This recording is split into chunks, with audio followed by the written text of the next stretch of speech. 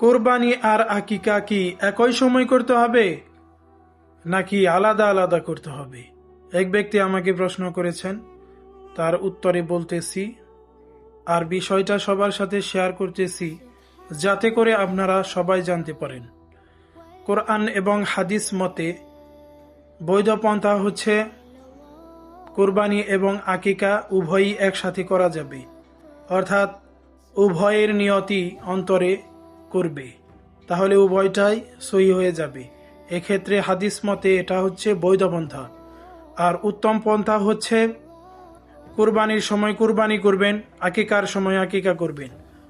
অর্থাৎ যখন কুরবানি করবেন তখন অন্তরে কেবল কুরবানির নিয়তি করবেন, আর যখন আকিকা দিবেন তখন অন্তরে আকিকার নিয়তি করবেন। এটাই হচ্ছে উত্তম পন্থা। আশা করি প্রশ্নটির উত্তর আপনারা পেয়েছেন। ভিডিওটি ভালো লাগলে শেয়ার করে দিন, চ্যানেলটি সাবস্ক্রাইব করে দিন, পেজটি ফলো করে দিন। আসসালামু আলাইকুম রহমতুল্লাহ।